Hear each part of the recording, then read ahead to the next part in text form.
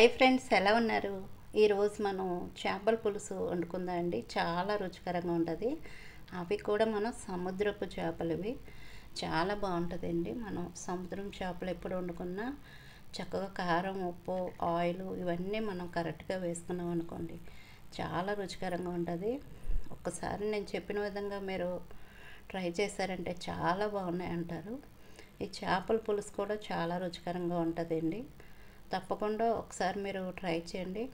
అలాగే మన ఛానల్ని మీరు ఫస్ట్ టైం చూసినట్టయితే ప్లీజ్ లైక్ చేయడం మర్చిపోకండి. అలాగే మన ఛానల్ని సబ్స్క్రైబ్ చేయండి. చాలా చాలా రుచికరంగా ఉంటుందండి ఈ చేపలు ఏమనుకుంటున్నారా? ఈ చేపలు మీకు చూపిస్తాను చూడండి. గులువిందులు ఇవి, గులువిందు చేపలు ఇవి లైట్గా పింక్ కలర్లో ఉంటాయి. ఈ చేపల్ని చూడండి, మీకు దగ్గర నుంచి చూపిస్తాను. ఈ విధంగా ఉంటాయి చేపలు ఇవి. దీన్ని ఏం చేయాలంటే శుభ్రంగా చేసుకున్న తర్వాత చిన్నగా పొట్టు ఉంటుంది. ఈ పొట్టుని మాత్రం బాగా తీసి ఉప్పు, పసుపు వేసి శుభ్రంగా కడిగిన తర్వాత మీకు క్లీన్ చేసిందో చూపిస్తున్నాను. చేపలు ఈ విధంగా ఉంటాయి. ఈ చేపలు మనం పక్కన పెట్టుకుందాం. ఇప్పుడు మసాలా, ధనియాలు ఒక 1/2 టీ స్పూను, వెల్లుల్లిపాయ ఒకటి, చిన్న అల్లం ముక్క, జీలకర్ర 1/2 టీ స్పూను, ఇవన్నీ కలిపి చూడండి. ఈ విధంగా నేను రోట్లోనే చేసుకున్నాను, రోట్లో దంచుకున్నాను. మనం అప్పటికప్పుడు మసాలా దంచుకుంటే టేస్ట్ బాగుంటుందండి. చింతపండు కొంచెం పెద్ద నిమ్మకాయ సైజ్ అంత చింతపండు తీసుకుని చక్కగా వాటర్లో నానబెట్టుకొని చింతపండు రసం తీసుకుని పక్కన పెట్టుకోండి. ఇప్పుడు మనం కర్రీ చేసుకుందాం. నేను కర్రీని కుండలో వండుకుంటున్నాను. గ్యాస్ ఆన్ చేసుకొని చిన్న మంట మీద పెట్టి కొంచెం కుండని వేడి అవ్వనివ్వండి. చూడండి, చక్కగా వేడైన తర్వాత ఆయిల్ వేసుకోండి. కొంచెం చేపల కూర అంటే కొంచెం ఆయిల్ ఎక్కువే పడుతుందండి. ఆయిల్ వేడైన తర్వాత మెంతులు 1/2 టీ స్పూను, కొద్దిగా కరివేపాకు వేసి వేపండి. చూడండి, కొంచెం కరివేపాకు వేగిన తర్వాత ఒక్క 2 ఉల్లిపాయలు, ఎక్కువ కాదండి, మీడియం సైజు ఉల్లిపాయలు ఒక్క 2 తీసుకుని తురుముకోండి. మనం క్యారెట్ ఎలా తురుముకుంటామో అదేవిధంగా ఉల్లిపాయలు తురుముకున్నది వేసుకోండి. వేసిన తర్వాత ఒకసారి కలపండి.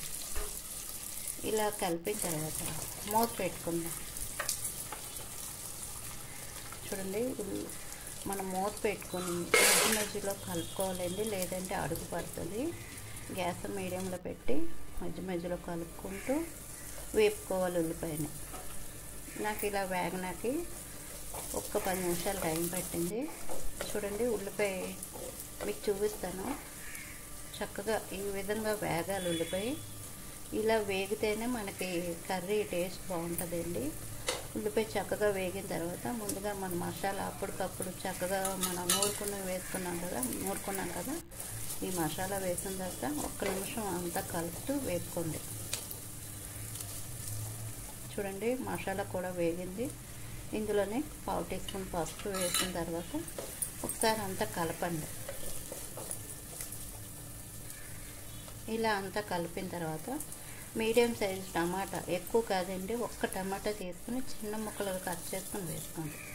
కల్లుప్పు వేసుకోండి, సరిపోయినంత కల్లుప్పు వేసుకొని, అంటే కల్లుప్పు అయితే టేస్ట్ బాగుంటుందండి. కల్లుప్పు వేసిన తర్వాత ఒకసారి కలపండి. కలిపిన తర్వాత ఇప్పుడు మూత పెట్టుకుందాం. గ్యాస్ మీడియంలో పెట్టి మూత పెట్టుకుని ఒక 5 నిమిషాలు, అంటే టమాటా కొంచెం మెత్తగా అవ్వాలి, మధ్యలో కలపాలండి. చూడండి, 5 నిమిషాల తర్వాత మూత తీసి చక్కగా కలుపుకుంటే టమాటా కూడా కొంచెం మెత్తగా అయ్యింది. చూసారా, టమాటా ఈ విధంగా మెత్తగా అయిన తర్వాత చూడండి, ఇలా టమాటా వేగిన తర్వాత ఇందులో మనం పచ్చిమిరపకాయలు ఒక 4 తీసుకున్నాను. ఇవి కొంచెం పెద్ద సైజు పచ్చిమిరపకాయలు, కారం తక్కువ ఉన్నాయి. ఇప్పుడు కారం ఒక 3 స్పూన్లు కారం వేసుకోండి. పచ్చిమిరపకాయలు కారం వేసినట్టు ఒకసారి కలపండి. మనకి ఎప్పుడు చేపల కూరలోనే కొంచెం కారం ఎక్కువ ఉంటేనే టేస్ట్ బాగుంటుందండి. నీచు వాసన లేకుండా చక్కగా రుచిగా ఉంటుంది. కారం వేసిన తర్వాత ఒకసారి కలిపిన తర్వాత చింతపండుని మనం ముందుగా నానబెట్టుకున్నాం కదా, ఈ చింతపండు వాటర్ వేసుకుందాం. పులుపు కూడా మీరు తినే దాన్ని బట్టి చింతపండు తీసుకోండి. చింతపండు రసం వేసిన తర్వాత మామూలు నీళ్ళు వేసుకుందాం. ఒక గ్లాస్ వాటర్ వేసుకొని ఒకసారి కలపండి. ఇలా మొత్తం అంతా కలిసేలా కలుపుకున్న తర్వాత ముందుగా మన చేపల్ని శుభ్రం చేసి ఉంచుకున్నాం కదా, ఈ చేపలు వేసుకుందాం. చేపలు వేసిన తర్వాత ఒక్కసారి గడ్డితోటి మరీ ఎక్కువ ఇలా కలిపికండి, విడిపోతే కొంచెం జస్ట్ ఇలా కలిపి మూత పెట్టుకొని గ్యాస్ని హైలో పెట్టి చక్కగా ఉడకనివ్వండి.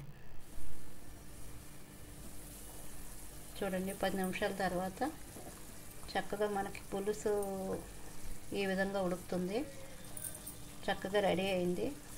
ఒకసారి ఇలా కలుపుకోండి. చూడండి గిన్నెని క్లాత్తో పట్టుకొని చక్కగా ఇలా కలుపుకోండి. ఇలా కలిపిన తర్వాత కొద్దిగా ఉప్పు వేసి సరిపోయిందో లేదో ఒకసారి కొద్దిగా చూడండి, టేస్ట్ చూడండి. నాకైతే అన్నీ కరెక్ట్గా సరిపోయి చూడండి ఆయిల్ కూడా ఇలా తేలింది. నేను ఇప్పుడు సన్నంగా కట్ చేసుకున్న కొత్తిమీర కొద్దిగా కరివేపాకు వేసుకొని ఇప్పుడు గ్యాస్ ఆఫ్ చేసుకోండి. ఈ రెండు వేసిన తర్వాత గ్యాస్ ఆఫ్ చేసుకుని మూత పెట్టుకుని 1 గంట 2 గంటల సేపు పక్కన పెట్టుకోండి. మీకు చూపిస్తాను బాగా చల్లారిన తర్వాత. చూడండి మనం మార్నింగ్ వండుకొని ఈవినింగ్ తింటే టేస్ట్ బాగుంటుందండి చేపల కూర. చక్కగా చల్లారింది, మీకు మొక్క కూడా చూపిస్తాను. చూడండి నేను చెప్పిన విధంగా వండుకున్నారంటే ఇంకా మొక్క విడకుండా చాలా రుచికరంగా చాలా బాగుంటుందండి. ఇలా చూసారా ఎంత చక్కగా ఉందో. ఇప్పుడు మీకు రైస్లో కూడా వేసి చూపిస్తాను. నాకైతే వేడిగా నేను రైస్ పెట్టుకున్నాను ప్లేట్లోనే, చక్కగా కర్రీ వేసుకుంటున్నాను.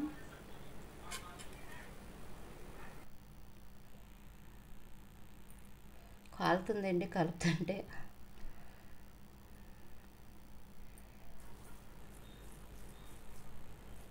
ఇలా కలుపుకున్న తర్వాత మొక్క కూడా చూపిస్తాను మీకు. చూడండి ఇలా చిన్న మొక్క తీసుకొని చక్కగా ముళ్ళు లేవని ఉంటే తీసుకోండి.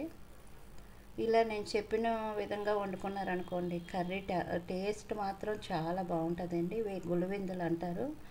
గులివిందులు మనం ఫ్రై కూడా చేసుకోవచ్చు, అలాగే పులుసు కూడా బాగుంటుంది. ఇప్పుడు ఇలా రైస్లో కలుపుకొని చక్కగా చేప మొక్క పెట్టుకొని తిన్నామంటే చాలా రుచికరంగా ఉంటుందండి. ఒకసారి మీరు నేను చెప్పిన విధంగా ట్రై చేయండి, చాలా బాగుంది అంటారు. వీడియో నచ్చితే మాత్రం ప్లీజ్ లైక్ చేయడం మర్చిపోకండి. అలాగే మన ఛానల్ని సబ్స్క్రైబ్ చేయండి.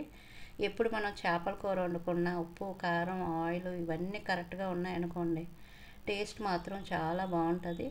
వీడియో నచ్చితే మాత్రం ప్లీజ్ లైక్ చేయడం మాత్రం మర్చిపోకండి.